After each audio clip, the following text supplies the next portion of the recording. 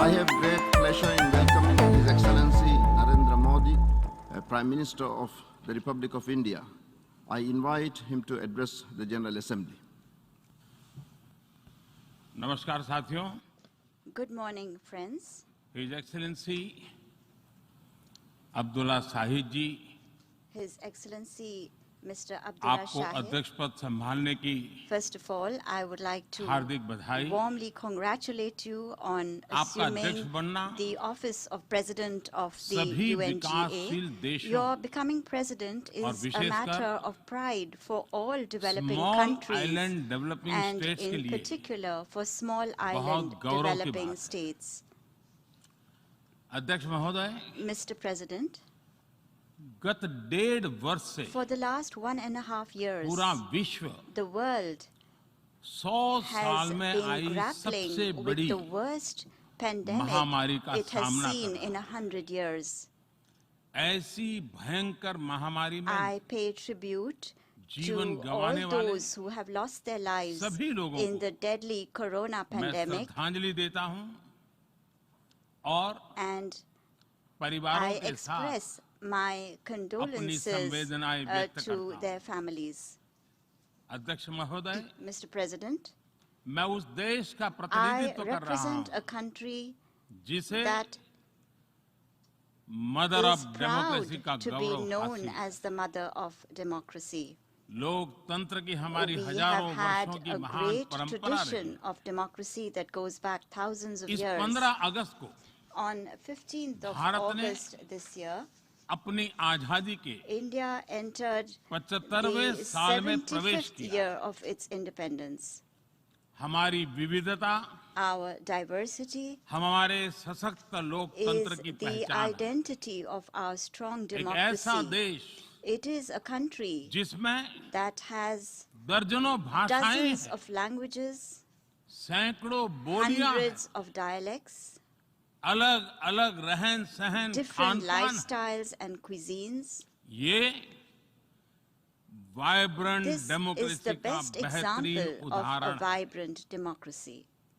ये भारत के लोकतंत्र की ताकत है। The strength of our एक democracy छोटा बच्चा is demonstrated जो by the कभी fact that a little एक boy रेलवे स्टेशन who के at टी one स्टॉल पर time used to help अपने his पिता father की मदद at करता his tea था, stall at the railway आज station is today चौथी बार addressing the भारत के United प्रधानमंत्री के तौर Nations पर General Assembly for the fourth time UNGA को as संबोधित Prime कर रहा Minister है। of India.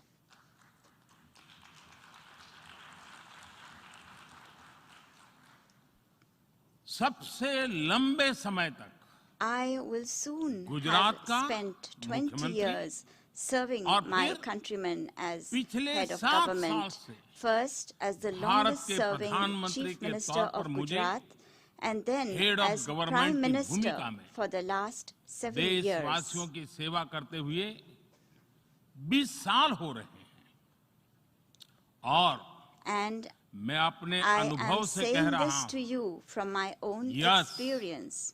Yes, democracy can deliver. democracy can deliver. Yes, Yes, democracy has democracy deliver. has delivered.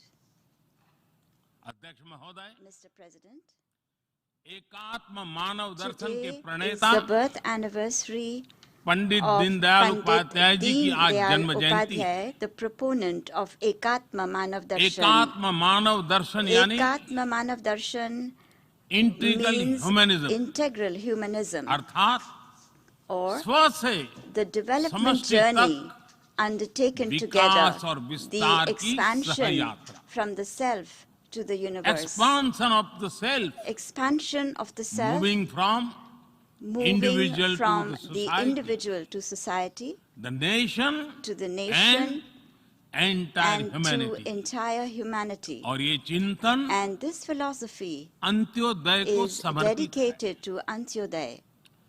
Antyodaya को आज की परिभाषा The में modern day where definition no one of is left behind कहा Antyodaya जाता है। is where no one is left इसी भावना behind. के साथ It is with this principle आज in mind that India integrated, today is moving equitable forward on the path of development की राह पर आगे integrated, बढ़ रहा है। equitable development. Vikas Our priority is सर्वसमावेशी that हो, development should be all-inclusive, सर्वस्पर्शी हो, all-pervasive, सर्वव्यापी हो, universal, सर्वपोषक and हो। one that nurtures all. यही हमारी प्राथमिकता है। बीते 7 वर्षों में During the last 7 years, Bharat में India has 43 brought crore over से ज्यादा लोगों को 430 million people बैंकिंग who व्यवस्था were से जोड़ा previously गया है, unbanked into जो the अब banking तक system. इससे वंचित थे। आज Today, 36 over करोड़ से अधिक ऐसे लोगों को भी 360 million people बीमा सुरक्षा who कवच मिला है, earlier could not पहले even imagine इस बारे में this सोच was भी नहीं possible, now have insurance 50 coverage as crore से security ज्यादा लोगों को by giving over 500 मुफ्त इलाज million की people सुविधा देकर the facility of free Bharat ने treatment in hospitals. उन्हें quality India health has service से given them जोड़ा। access to quality health Bharat ने services 3 करोड़ by पक्के घर building बनाकर 30 million बेघर, proper homes. यानी India has made होमलेस परिवारों को homeless families होम ओनर्स बनाया। homeowners. अध्यक्ष महोदय, Mr. President, प्रदूषित पानी polluted water भारत ही नहीं is a very big पूरे problem, विश्व not just for और India, खासकर but for the entire गरीब और world, and विकासशील in देशों particular की for poor and बहुत developing बड़ी countries. समस्या है। भारत में इस चुनौती से निपटने के लिए In order to address this हम challenge 17 in करोड़ से India, अधिक घरों we तक are carrying out a very big pipe से campaign to ensure साफ that पानी piped पहुंचाने का clean बहुत water बड़ा अभियान reaches चला रहे हैं। over 170 million विश्व homes. की बड़ी-बड़ी संस्थाओं ने Reputed institutions of the ये world माना है have कि said किसी भी देश के विकास के लिए वहां के नागरिकों के पास जमीन और घर के प्रॉपर्टी राइट्स यानी ओनरशिप का रिकॉर्ड होना बहुत जरूरी है। दुनिया के बड़े-बड़े देशों में बड़ी संख्या में ऐसे लोग हैं जिनके पास जमीनों और घरों के प्रॉपर्टी राइट्स नहीं है। आज हम भारत के 6 लाख से अधिक गांवों में ड्रोन से मैपिंग कराकर करोड़ों लोगों को उनके घर और जमीन का डिजिटल रिकॉर्ड देने में जुटे हैं। ये डिजिटल रिकॉर्ड प्रॉपर्टी पर विवाद कम करने के साथ ही access to credit, bank loan तक लोगों की पहुंच बढ़ा रहा है। अध्यक्ष महोदय, आज विश्व का हर 6ठा व्यक्ति भारतीय है। जब भारतीयों की प्रगति होती है तो विश्व के विकास को भी गति मिलती है। When India grows, the world grows. When India reforms, the world transforms. Bharat में हो रहे साइंस और टेक्नोलॉजी आधारित इनोवेशंस विश्व की बहुत मदद कर सकते हैं। हमारे टेक सॉल्यूशंस का स्केल और उनकी कम लागत दोनों अतुलनीय है। हमारे यूनिफाइड पेमेंट इंटरफेस यूपीआई आज भारत में हर महीने 350 करोड़ से ज्यादा ट्रांजैक्शन हो रहे हैं। भारत का वैक्सीन डिलीवरी प्लेटफॉर्म कोविन एक ही दिन में करोड़ों वैक्सीन डोज लगाने के लिए डिजिटल सपोर्ट दे रहा है। अध्यक्ष महोदय, सेवा परमो धर्मः, सेवा परमो धर्मः को जीने वाला भारत सीमित संसाधनों के बावजूद भी वैक्सीनेशन डेवलपमेंट और मैन्युफैक्चरिंग में जी जान से जुटा है। मैं यूएनजीए को ये जानकारी देना चाहता हूं कि भारत ने दुनिया की पहली डीएनए वैक्सीन विकसित कर ली है, जिसे 12 साल की आयु से ज्यादा के सभी लोगों को लगाया जा सकता है। एक और mRNA वैक्सीन अपने डेवलपमेंट के आखिरी चरण में है। भारत के वैज्ञानिक कोरोना की एक नेजल वैक्सीन के निर्माण में भी जुटे हैं। मानवता के प्रति अपने दायित्व को समझते हुए भारत ने एक बार फिर दुनिया के जरूरतमंदों को वैक्सीन देनी शुरू कर दी है।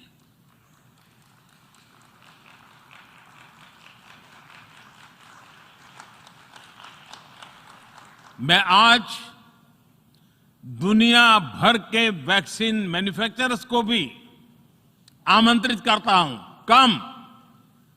कम मेक वैक्सीन इन इंडिया। अध्यक्ष महोदय, आज हम सब जानते हैं कि मानव जीवन में टेक्नोलॉजी का कितना महत्व है, लेकिन बदलते हुए विश्व में टेक्नोलॉजी विथ डेमोक्रेटिक वैल्यूज, ये सुनिश्चित करना भी आवश्यक है। भारतीय मूल के डॉक्टर्स, इनोवेटर्स, इंजीनियर्स, मैनेजर्स किसी भी देश में रहें, हमारे लोकतांत्रिक मूल्य उन्हें मानवता की सेवा में जुटे रहने की प्रेरणा देते रहते हैं।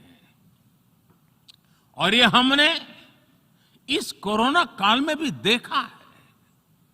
अध्यक्ष महोदय, कोरोना महामारी ने विश्व को ये भी सबक दिया है कि वैश्विक अर्थव्यवस्था को अब और अधिक डाइवर्सिफाई किया जाए। इसके लिए ग्लोबल वैल्यू चेन्स का विस्तार आवश्यक है। हमारा आत्मनिर्भर भारत अभियान इसी भावना से प्रेरित है। ग्लोबल इंडस्ट्रियल डाइवर्सिफिकेशन के लिए भारत विश्व का एक लोकतांत्रिक और भरोसेमंद पार्टनर बन रहा है। और इस अभियान में भारत ने इकोनॉमी और इकोलॉजी दोनों में बेहतर संतुलन स्थापित किया है। बड़े और विकसित देशों की तुलना में क्लाइमेट एक्शन को लेकर भारत के प्रयासों को देखकर आप सभी को निश्चित ही गर्व होगा। आज भारत बहुत तेजी के साथ 450 गीगावाट रिन्यूएबल एनर्जी के लक्ष्य की तरफ बढ़ रहा है। हम भारत को दुनिया का सबसे बड़ा ग्रीन हाइड्रोजन हब बनाने के अभियान में भी जुट गए हैं। अध्यक्ष महोदय, हमें अपनी आने वाली पीढ़ियों को जवाब देना है कि जब फैसले लेने का समय था, तब जिन पर विश्व को दिशा देने का दायित्व था, वो क्या कर रहे थे। आज विश्व के सामने रिग्रेसिव थिंकिंग और एक्सट्रीमिज्म का खतरा बढ़ता जा रहा है। इन परिस्थितियों में पूरे विश्व को साइंस बेस्ड, रैशनल और प्रोग्रेसिव थिंकिंग को विकास का आधार बनाना ही होगा। साइंस बेस्ड अप्रोच को मजबूत करने के लिए भारत एक्सपीरियंस बेस्ड लर्निंग को बढ़ावा दे रहा है। हमारे यहां स्कूलों में हजारों अटल टिंकरिंग लैब्स खोली गई हैं, इंक्यूबेटर्स बने हैं और एक मजबूत स्टार्टअप इकोसिस्टम विकसित हुआ है। अपनी आजादी के 75 वर्ष के उपलक्ष्य में जब हम आजादी का अमृत महोत्सव मना रहे हैं, भारत 75 ऐसे सैटेलाइट्स को अंतरिक्ष में भेजने वाला है जो भारतीय विद्यार्थी स्कूल कॉलेजों में बना रहे हैं। अध्यक्ष जी, दूसरी ओर रिग्रेसिव थिंकिंग के साथ जो देश आतंकवाद का पॉलिटिकल टूल के रूप में इस्तेमाल कर रहे हैं, उन्हें ये समझना होगा कि आतंकवाद उनके लिए भी उतना ही बड़ा खतरा है। ये सुनिश्चित किया जाना बहुत जरूरी है कि अफगानिस्तान की धरती का इस्तेमाल आतंकवाद फैलाने और आतंकी हमलों के लिए न हो। हमें इस बात के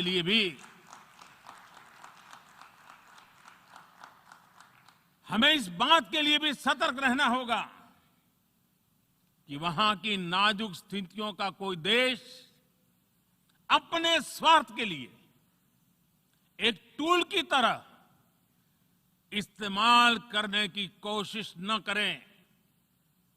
इस समय अफगानिस्तान की जनता को, वहां की महिलाओं और बच्चों को, वहां की माइनॉरिटीज को मदद की जरूरत है और इसमें हमें अपना दायित्व निभाना ही होगा। अध्यक्ष महोदय, हमारे समंदर भी हमारी साझी विरासत है, इसलिए हमें ये ध्यान रखना होगा कि ओशन रिसोर्सेज को हम यूज करें, एब्यूज नहीं। हमारे समंदर अंतर्राष्ट्रीय व्यापार की लाइफलाइन भी है। इन्हें हमें एक्सपांशन और एक्सक्लूजन की दौड़ से बचाकर रखना होगा। रूल बेस्ड वर्ल्ड ऑर्डर को सशक्त करने के लिए अंतर्राष्ट्रीय समुदाय को एक सुर में आवाज उठानी ही होगी। सुरक्षा परिषद में भारत की प्रेसिडेंसी के दौरान बनी विस्तृत सहमति विश्व को मैरीटाइम सिक्योरिटी के विषय में आगे बढ़ने का मार्ग दिखाती है। अध्यक्ष महोदय, भारत के महान कूटनीतिज्ञ आचार्य चाणक्य ने सदियों पहले कहा था, कालातिक्रमात् काल एव फलम पिबति। जब सही समय पर सही कार्य नहीं किया जाता तो समय ही उस कार्य की सफलता को समाप्त कर देता है। संयुक्त राष्ट्र को खुद को प्रासंगिक बनाए रखना है तो उसे अपनी इफेक्टिवनेस को सुधारना होगा, रिलायबिलिटी को बढ़ाना होगा। यूएन पर आज कई तरह के सवाल खड़े हो रहे हैं। इन सवाल को हमने क्लाइमेट क्राइसिस में देखा है, कोविड के दौरान देखा है, दुनिया के कई हिस्सों में चल रही प्रॉक्सी वॉर, आतंकवाद और अभी अफगानिस्तान के संकट ने इन सवालों को और गहरा कर दिया है। कोविड के ओरिजिन के संदर्भ में और ease of doing business ranking को लेकर वैश्विक गवर्नेंस से जुड़ी संस्थाओं ने दशकों के परिश्रम से बनी अपनी विश्वसनीयता को नुकसान पहुंचाया है। ये आवश्यक है कि हम यूएन को ग्लोबल ऑर्डर, ग्लोबल लॉज और ग्लोबल वैल्यूज के संरक्षण के लिए निरंतर सुदृढ़ करें। मैं नोबेल पुरस्कार विजेता गुरुदेव रविंद्रनाथ टैगोर जी के शब्दों के साथ अपनी बात समाप्त कर रहा हूं। शुभो कर्मोपोथे, शुभो कर्मोपोथे, ধরো নির্ভয় গান, সব দুর্বল সন্ন্যাস হোক অবসান। अर्थात अपने शुभ कर्म पथ पर निर्भीक होकर आगे बढ़ो, सभी दुर्बलताएं और शंकाएं समाप्त हो। ये संदेश आज के संदर्भ में संयुक्त राष्ट्र के लिए जितना प्रासंगिक है, उतना ही हर जिम्मेदार देश के लिए भी उतना ही प्रासंगिक है। मुझे विश्वास है हम सबका प्रयास विश्व में शांति और सौहार्द बढ़ाएगा, विश्व को स्वस्थ, सुरक्षित और समृद्ध बनाएगा। इन्हीं शुभकामनाओं के साथ बहुत बहुत धन्यवाद। नमस्कार।